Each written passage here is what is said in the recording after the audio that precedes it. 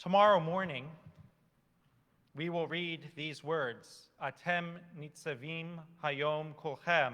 You stand this day, all of you, before the eternal your God, the heads of your tribes, your elders and officers, everyone in Israel, men, women, and children, and the strangers in your camp, from the one who chops your wood to the one who draws your water, to enter into the sworn covenant which your eternal God makes with you this day. See, I have set before you this day life and good, or death and evil. Choose life, therefore, that you and your descendants may live. At this time in the Torah, when Moses is speaking, the Israelites are standing on a threshold. They are in the land of Moab, east of the Jordan River.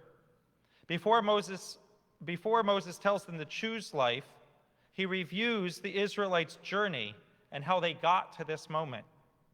He talks about the plagues of Egypt, the crossing of the sea, and when they stood at Sinai. He also reminds them when they made the golden calf and the time they could have gotten into Israel, but they balked at the border, unable to summon the willpower to go in. He speaks of the miracles they encountered along the way, such as eating manna from heaven and drinking water from a rock. But he also reminds us of their rebelliousness, such as the insurrection of Korach and the collusion with the Midianites. The journey out of exile was one of ups and downs, at times incredibly frustrating, and at times filled with gratitude. And when Moses is speaking in this Torah portion, the Israelites still have not yet arrived at the promised land. They are still not done. They haven't crossed the threshold yet. They may have thought they were done when they came through the sea out of Egypt, but now they are going to have to go through the Jordan River. They may have thought they were done, but they aren't. And they are going to have to part the waters and go through again. Nevertheless, Moses tells them that despite all of these frustrations and setbacks, they are to choose life anyway and keep going. We too have had a long and frustrating process coming out of the exile of the pandemic. We too have encountered miracles and rebellions. We also feel ups and downs, and we are not there yet. Moses taught us the value of recounting our journey to look back and ahead. We need to retell our story for ourselves and for each other as we are still on our own version of coming out of exile. It was on January 21st, 2020, that the Center for Disease Control, the CDC, confirmed the first case of COVID-19 in the United States. On March 8th, our Purim Carnival was enthusiastically attended. That same week, on March 13th, our schools shut down. That night, we held our very first online service, and the next morning, our first Zoom Shabbat morning Torah study. Within a week, Beth Nelson and our teachers switched to a hybrid platform for religious school, meeting online during the week and in person with masks and physical distancing on Sundays. John Nelson began weekday sing-alongs. It was a rapid pivot. By March 26th, the US had become the epicenter of the pandemic. And times kept getting stranger.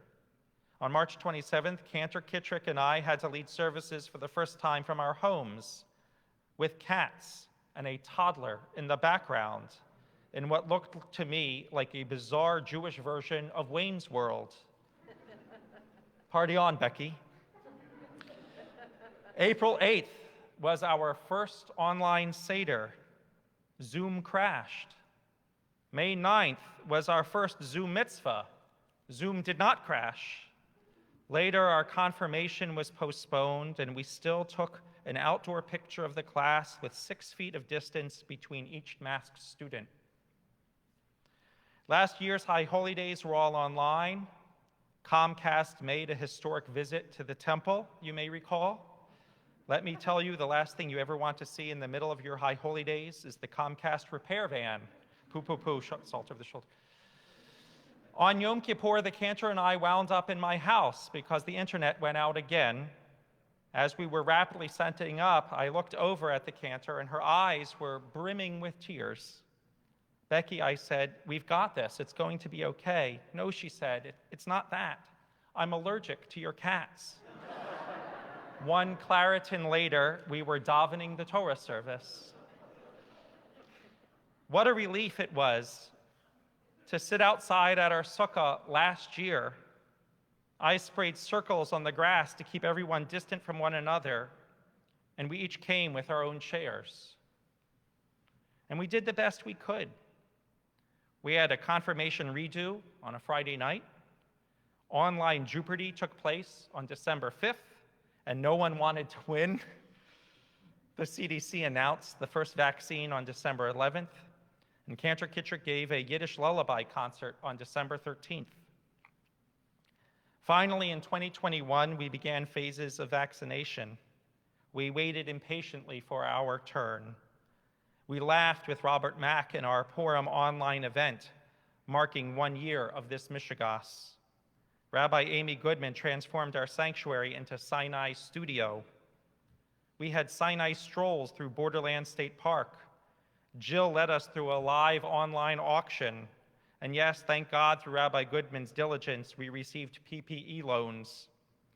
What a joy it was to celebrate the end of religious school, the year in person, with Beth Nelson and our teachers at our outdoor chapel, and then to start again this year with an enthusiastic Shmooza Palooza.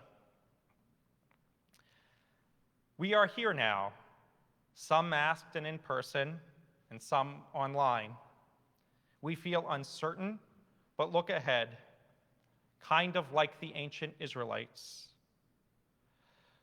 Moses told us to stop and recount our journey through exile, even when it isn't over yet. And so we should pause and reflect. Like our ancestors, we have lost people along the way through this journey, some due directly to COVID, and some whose passing was made profoundly harder by restrictions. And we are allowed to feel frustrated and angry at those who make everything harder with their golden calf worship. The Korachs of our society make it worse. Some hardships are preventable and unnecessary. 2 steps forward and 1 step back. There is nothing new under the sun. We need to feel all of the feelings that come with this moment in time. We need to tell and retell our story to ourselves and to others. Storytelling is a Jewish process, sanctified in our Torah. We need to make a Haggadah out of this experience by reflecting on where we've been, how we got here, and seeing how our personal story fits into the larger narrative of our community and our world. Moses' words should still instruct us. You stand this day, all of you. All of you means we are not out of exile until all of us are out of exile. Right now, some of us may feel like they have arrived in the promised land. Some are still in the wilderness, and some are still back in Egypt. We each carry burdens and have our own particular path. From the one who chops your wood to the one who draws your water, let us not easily forget the essential workers who deliver our packages, get our food, and work in our hospitals. Let us also see the unnecessary suffering that is in our society and then address the injustice around us.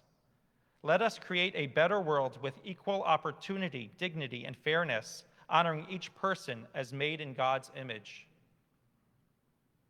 Choose life, therefore, that you and your descendants may live. We are not finished, and we need to do whatever is required in order to preserve life and keep going. Pikuach nefesh, saving a life, is our most important value and overrides the other commandments. As frustrating as it may be, we are not done. Our ancestors have taught us that coming out of exile is a long process. And just like crossing the sea, and just like crossing the Jordan, the only way to the other side is through. When Rabbi Abraham Joshua Heschel was interviewed on NBC during the last year of his life, his interviewer, Carl Stern, asked for his advice for young people. Heschel said, and I believe it applies to all of us, "I would say, let them remember that there is a meaning beyond absurdity. Let them be sure that every little deed counts, that every word has power, and that we do, everyone, our share to redeem the world, in spite of all absurdities and all the frustrations and all the disappointment. And above all, remember that the meaning of life is to live life as if it were a work of art." So let us pray. Hashivenu Adonai elecha v'nashuva, chadesh yameinu kekedem. Return to us, eternal God, and we shall return. Renew our days as a new beginning.